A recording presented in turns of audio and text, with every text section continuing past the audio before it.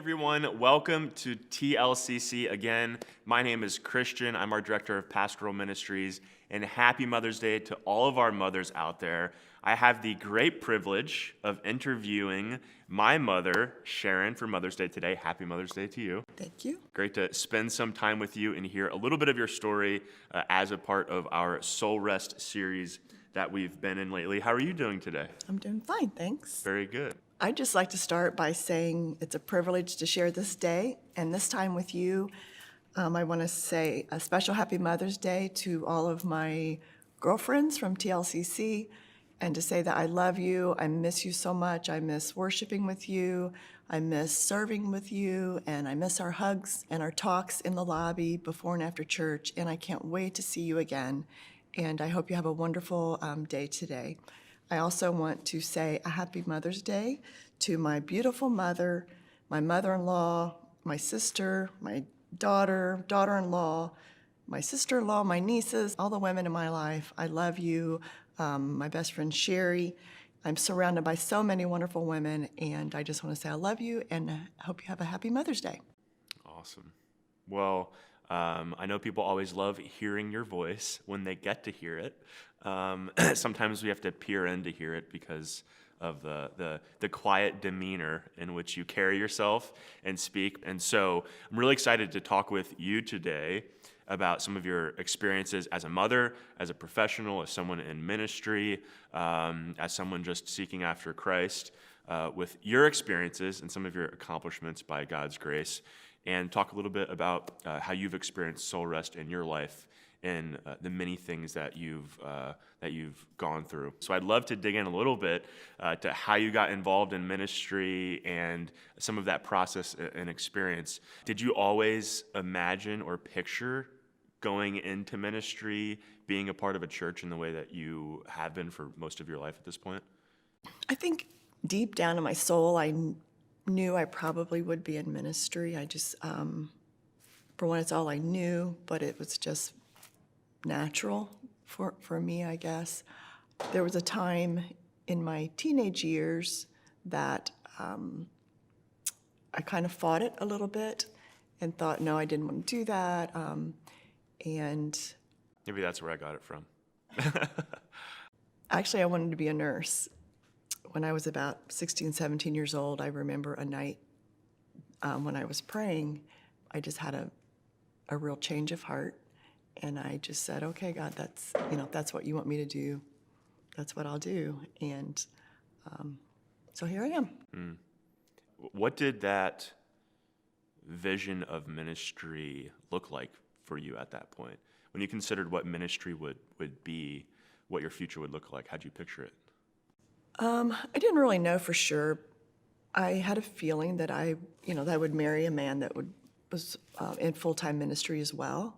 My theory is always that I think a pastor's wife should have her calling as well, because ministry can be difficult at times, and so I had to have my own calling. I couldn't just marry a pastor or a preacher and just do my own thing, because we would be ministering together, so I had to have my own calling. Yeah. So you met Dad at some point, and I've heard his end of the story many times of you guys meeting, and he comes across like an interesting character, even on his side of the story, but I don't know if I'd ever heard you tell your side of the story of meeting him in your first interaction. Would you mind telling us that? Here now? Yeah. So I was going to Bible college in Indiana. My parents had moved to Indiana because my dad had helped to start this Bible college there, and I was attending the college. We had a mutual friend, and somebody came one day and said, hey, there's this guy that's here. He says, he's wanting to meet you. He's an evangelist, and he came, because he wants to meet you. Well, I was not. He came because he wanted to meet you? Came to the college to visit this mutual friend because he wanted to meet me. Oh, I've never heard this before. Yeah. And so I was like, no, I'm not interested. I don't know who this guy is. I'm not interested. And so I wouldn't hang around after classes at the college because I didn't want to meet this guy. So there was a basketball game, So I was at the game, and lo and behold, this Terry Smith guy was there. And we were introduced to each other.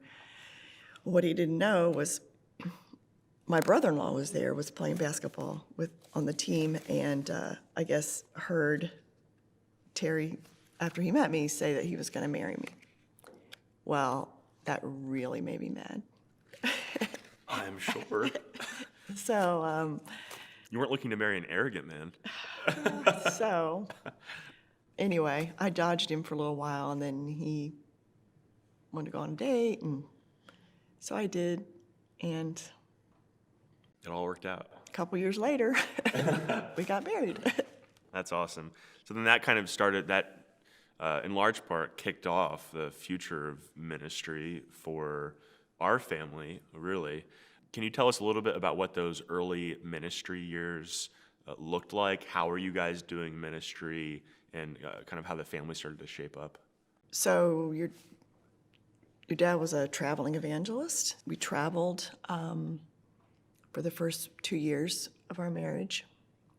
We traveled from church to church, and he would preach in different churches all around the country.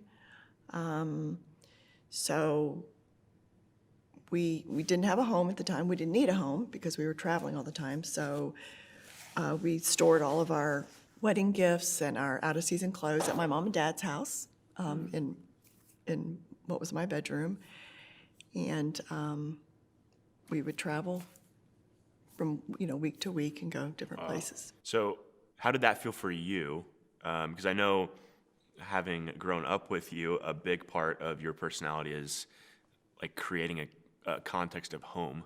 So I would assume there would be a certain lack of comfort in that, not creating that sort of home environment. What did you do to create a kind of a homely environment that you could have for your family? Well, I always dreamed as a little girl, my dream was to have a home, family, children, to build my little nest, and that was always a dream of mine. Well, because we were traveling, I wasn't able to have a home at that time, so I got a little box, and I put some of our wedding gifts in it, which I got 2 sets of the dishes, placemats, some candles, a little cookbook that I had gotten for a wedding shower called Cooking for Two, and put some little framed family pictures in the box. And so then whenever we were at a place that needed, that I wanted to make it feel like it was ours, I would set this stuff up, and we had our little temporary home. That's cool. That's fun. So you're traveling everywhere, and you're going to new churches all the time. You are a little shy. What was that experience like of you're basically living in a car, and then wherever you get put up, wherever you travel to, was that awkward engaging with new people all the time like that, and having to form relationships over the course of a couple of days? Yes. It was very difficult for me because I'm more shy, but especially then, I was extremely shy. And a learning curve for me was, of course, I was used to ministry because my dad was a pastor, and so we were always around people. But I always kind of hid behind my mom and dad. I was never kind of pushed out there. But then when I married a pastor and we were traveling, I kind of had to, I couldn't hide behind anybody anymore. So that was quite difficult for me, being in a new place all the time. Your dad's the one with a big personality, and so it was quite a learning curve for me. Mm-hmm. So Mondays were wonderful because on Mondays, and we usually got in the car and we traveled to the next place, so I couldn't wait for Mondays. So that. Were there ever times where you were excited to get out of a church that you were visiting? Yes. So one particular church we were at, they had asked me to come on stage to say something, which was extremely out of my comfort zone, but I did it. So I go up there and I greet the congregation. The stage was very high. There were a lot of steps. And when I turned to come down the stairs to go back to my seat before your dad was going to preach, the heel of my shoe caught my skirt. So I have my daughter on my hip, my shoe. Oh, My heel catches my skirt, which has an elastic waist. And embarrassingly, it pulls my skirt down a bit in front of the whole congregation. And you don't really know these people that well. And I don't know them that well. So I'm trying to hold my daughter, bringing my skirt back up. So embarrassed. I was embarrassed from the get-go because I didn't want to go up there and talk anyway. That one did me in. When I got it together, walked down the steps, I walked straight out the back door, back to our living quarters. You can't recover from that. We were staying there at the church. I didn't go back into the service. I didn't hear your dad preach that Sunday. I didn't go to any more services at that church. I was so embarrassed. Did you think about that again when you would walk on stages at churches? Oh, absolutely. I would take the ramp up for the rest of the churches I would go to and avoid all stairs. So that had to have been an interesting time in your life where you're living out of the car, you're traveling all over the place, and you don't have much space, right? Like some of the typical comforts possibly. I know that if I told you that me and Amanda were going to, sell everything and take our car and, drive around the country, you would probably have some questions for us because it sounds a little bit crazy. Did it feel crazy? And in the context of what we're talking about, was there a restlessness that came along with that because you've lost a lot of the typical comforts that we would hope for or expect, especially as newlyweds settling into a relationship? So even though we were traveling from church to church, week to week, and we knew that's, what we were supposed to do, we felt good about it. It was very challenging for me, not having my own home, but also, we're newlyweds, and we're trying to start this new life together, and, it's in a very public arena, and there was just not any stability for our lives because of just traveling from place to place. And we had a rough patch once, and Just once? well, no, a few times. But a book was recommended to me called "Have You Felt Like Giving Up Lately?" Actually, my dad recommended it, and the basis is about who are you leaning on for your happiness. And my dad actually said to me, he said, "Sharon, if you're leaning on Terry for your happiness, you're never going to be happy." And then he gave me this book, which basically said you have to, it's pretty obvious, but I just need reminded at that time to lean on God for my happiness, no matter where I was, no matter what was going on in my life. Because if I lean on God, he's not going to fall. He's not going to fail me. If I lean on my husband, or I lean on my parents, or I lean on friends, or I lean on a particular thing, whether that be having a home, that those things fall, they'll fail us. And when they fall, if we're leaning on them, then we fall too. That was a great learning for me at that time. And I still remember that, remind myself to always lean on God, because he doesn't fall, he doesn't fail. And I've learned this from you and Dad, that when you are operating in the vision that God's given for your life, that even though the work might be intense, that if you're operating in the sphere, the area of destiny that God's given you, then you can rest in that work even though you might not have, again, the traditional comforts. I know that's something that I've learned from you guys, to not be afraid of sacrifice because of something big that God might have called us to. So eventually you guys settled down a little bit, and you ended up working in ministry actually with Dad's dad in West Virginia. What was some of that experience like?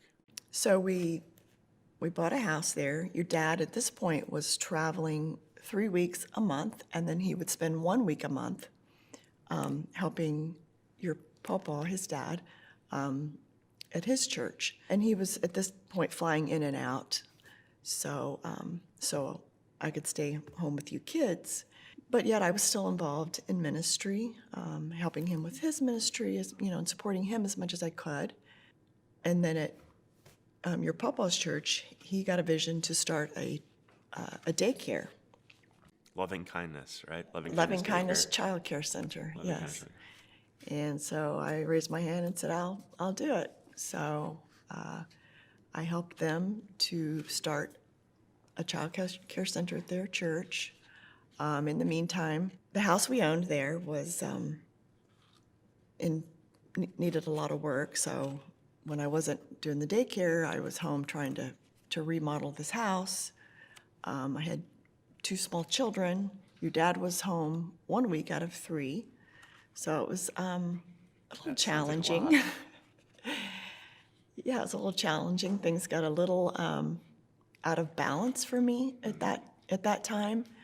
We had some friends come visit us and stay with us. My friend Sherry said to me, she said, "Sharon, you're really sick. You need to go to the doctor. I'm going to take you to the doctor." And so she took me to the doctor that day, and the doctor said, "You have bronchitis, a sinus infection, and mono, and you need to take the next month off." So, so I did. I had to actually had to go to my mom and dad so my mom could take care of the kids because Terry was still traveling, and had to take a month off. So I totally lost soul rest and physical rest during that time. But it was a lesson learned for me. So did that teach you something around the nature of rest? Right? We were talking about how we can sacrifice a lot to accomplish the call that God has for us, but sometimes we see where we might go too far in not taking care of ourselves, let's say, or allowing God to take care of us. And maybe we think we're saving the world or something like that. But God, did that teach you something in that moment? Oh, absolutely. That I couldn't do it all, and if I wasn't taking care of myself, then obviously I couldn't even take care of my kids. That's why I had to go back to my mom and dad so they could take care of my kids while I was healing, therefore I couldn't support my husband because I wasn't really any good for anybody at that point. Mm-hmm. So yes, it was a lesson learned. Yeah. Well, it seems like you guys didn't learn your lesson because then you decided to move to New Jersey to start a church. How did you feel about moving to New Jersey at that point? Because you were pretty much a Midwestern and kind of Southerner up to that point in your life. It was exciting and it was frightening. Exciting because, it was ministry. It felt like we were following what God was calling us to do. And so that part of it's exciting. And through all of our ministry, we had always witnessed God doing. He always supplied our needs. We never lacked. We didn't always have a lot, but we never lacked. Mm-hmm. And so we knew the same would happen when we moved to New Jersey. The frightening part for me was that it was so different. It was so different culturally and so far from my family. Yeah. And I had 2 small children. So what was that going to look like for them? What's an example of the cultural differences that you would experience? I'm sure there's a million of them. Yeah, there's, I'll never forget the first time I went to ShopRite in West Orange. I'm shopping, I have my cart, I have my kids. My pocketbook was in the cart, and I'm looking at the shelf shopping, and some woman comes up to me and starts yelling at me. And, well, first of all, anybody just to come up and start talking to you in the grocery store was strange to me. But she starts yelling at me, "You can't leave your pocketbook in the shopping cart," blah, blah, blah. And she gives me this big lecture about it. And it's like, oh, okay, I have to be afraid of that too? Because You even have to be afraid of the people who are trying to help you. Because only in New Jersey will someone yell at you and help you at the same time. So anyway, I learned you don't leave your pocketbook in the shopping cart. But it was just everything just seemed so fast here. Yeah. But obviously the delightful things outweighed those things. Mm-hmm. I remember Dad telling the story one time of he got here and said that you could bury him here, by his grave here. and you guys had just come. Yeah, we hadn't been here maybe a month or two, and we were driving past the cemetery, actually, and he said, "You can go ahead and buy my grave plot here." And I said, "Don't you dare bury me here. You take me back to Indiana." But I have since changed my mind. That's good. So at this point, you have 2 young children. You've just moved here, completely new culture. What was the process for beginning to establish roots in New Jersey and for it to begin to really feel like home? One thing that really comes to my mind that really helped me to discover New Jersey and to really make this feel like home.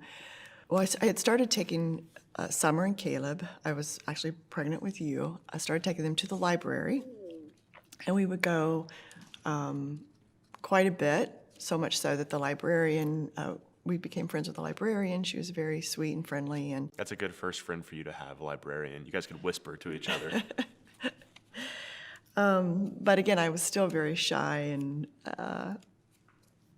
so it was kind of awkward for me.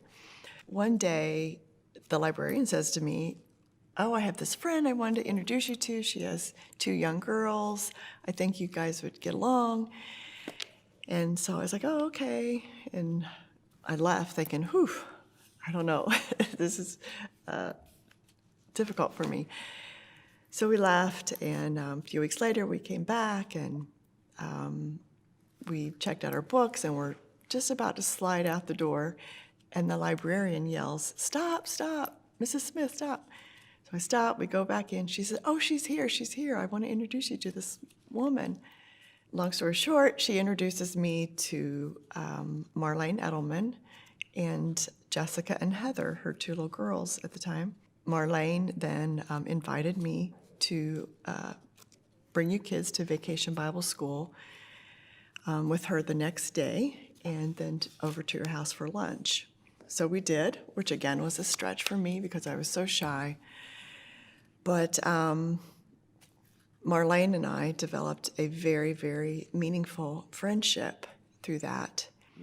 And Marlene introduced me to so many wonderful places in New Jersey, and she just opened a whole world for me here. She introduced me to a lot of her friends. It just became a very meaningful relationship. Marlene became a member of our church, and we became ministry partners together. She's like a leadership legend here at TLCC. She is, absolutely. And so much so that we have a Marlene Edelman Leadership Award. Tragically, Marlene passed away from a horseback riding accident, and it was one of the saddest things I've ever been through in my life.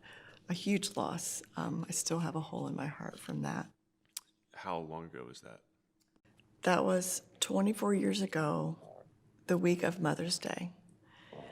In fact, her husband, Art Edelman, brought Heather and Jessica, their girls, to church that Mother's Day, the first Mother's Day that she wasn't here, and carried her Bible and sat in the seat that she usually sat And he didn't go to church at this point. And at this point, he was not a believer, no.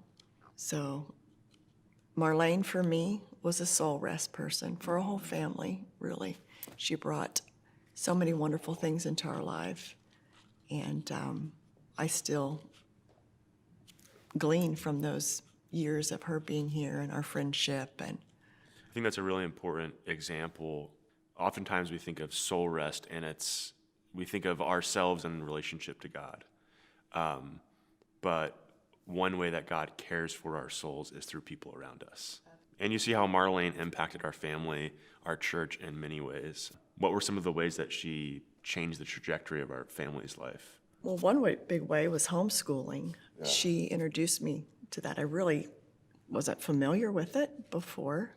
If you're wondering if there's anything off or weird about the kids in our family, we all were homeschooled. But we had a great time with it. Again, that was one of those things that moving to New Jersey, it was just, I didn't know very much about the school systems. And Marlene introduced me to homeschooling. That's kind of how we started homeschooling. So a lot of parents right now and mothers are going through a forced homeschooling experience. I'm sure that now their ears are piqued and they're wondering homeschooling tips. What are homeschooling tips for mothers right now?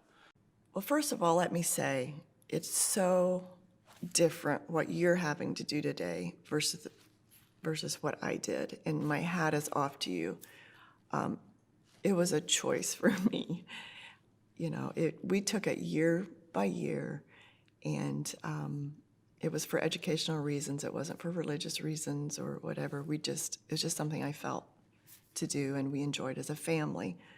And we had so many resources, and like I said, we had my friend Marlene. We did so many things together, homeschooling groups, etc. We were able to go to the museums and libraries and parks, and so we weren't quarantined in our home, homeschooling. And I'm sure I can't imagine what that's like. So my hat is off to all of you parents who have been forced into this homeschooling situation. So tips, one day at a time, one day at a time. So at that point, you're spending a lot of time at the church, carrying, a large burden there. You're raising dad. No, I'm just kidding. You're raising 3 kids. You're homemaking, homeschooling, all of this. How did you stay sane amidst all of that? How did you maintain soul rest as a mother and as a professional in those times where you had a lot that you were dealing with? Soul care for me at that time were long drives. I love nature. I love being outdoors, as you know. So sometimes on Sunday afternoons in particular, I like to find, these little country roads. So I would drive northwest New Jersey, and that would just feed my soul, and just look at nature and beautiful things. And then a little bit later, that turned into running. Running was kind of soul rest for me. And I love to do that while listening to praise and worship music. So now you've entered into a new phase of life. You have grown children. I'm the youngest at 27, and children who are working, doing new kinds of things. What does this new phase of life look like for you? You have new responsibilities here at TLCC that you've taken on, and now you're mothering adult children. Well, first of all, let me say that parenting never stops. You never stop laboring, caring for, worrying about, or praying for your children. I know this firsthand from the I made extra soup text I'll get from my mom in case I went to come and pick them up from her. And I don't decline, so she keeps mothering, believe it. Yes. Let me say I have 3 wonderful children and 1 wonderful daughter-in-law. So I have 4 children. Oh, and my husband, well, no. But they're the greatest blessings of my life. And I'm also privileged to oversee K-Port ministry here at TLCC. I love children, and I am privileged to still be a part of that ministry here. I'd also like to share with moms and parents that are watching the tool that I've had that I always recommend as often as I can, that I love, is a book by Stormy O'Mardian called The Power of a Praying Parent, and another one called The Power of Praying for Your Adult Children. And there are prayers in there that you can pray over your children. You insert their names in the prayers, and just a wonderful tool. And I still use that today. And I write my kids' names there, and I date it so I can look back and say, oh, I prayed that prayer for this child, and I saw it answered, or so. Yeah, that's a great tip. And I know as your child, knowing that I had parents who were always behind me and praying for me, whatever it might be that I was going through, truly always meant a lot. And I knew that I always had that support and that foundation no matter what I was doing. So as we close out, are there any final thoughts or words that you'd like to say to some women and mothers out there? Sure. Well, I wanted to read a quote. One of my favorite authors is Ann Voskamp. She wrote a book called 1,000 Gifts, A Dare to Live Fully Right Where You Are. And she has an accompanying devotional with that. And in it, she reminds us of the importance of living a grateful life, of being very intentionally thankful for everything.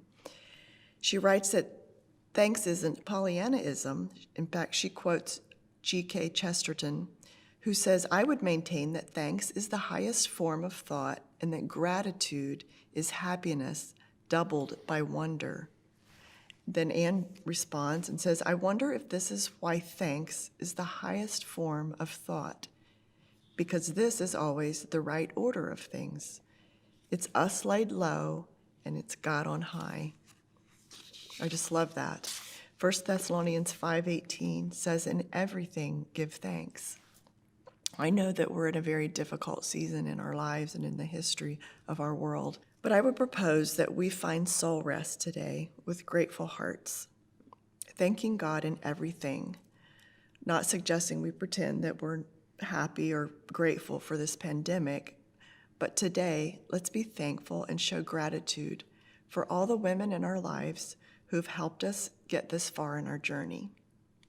At the top of my list today is I'm so grateful for my mother, who was a wonderful example of a godly woman, a hard worker, and a very nurturing woman. And I'm grateful for all the women who have encouraged me growing up and all the women here at TLCC. You always inspire me to want to be better with your stories and with your lives. I'm so grateful for you today, and I hope you have a wonderful Mother's Day. I love you. Awesome. Well, thank you so much, Mom, for sharing your story, some of your wisdom, and a happy Mother's Day to you. I love you. You've been an awesome mom. And I just want to let you know that this plant's your Mother's Day gift. You can just take that, the fake plant home with you today. No, I love you. I'd give you a hug if we weren't quarantining and trying to stay apart, but thanks again.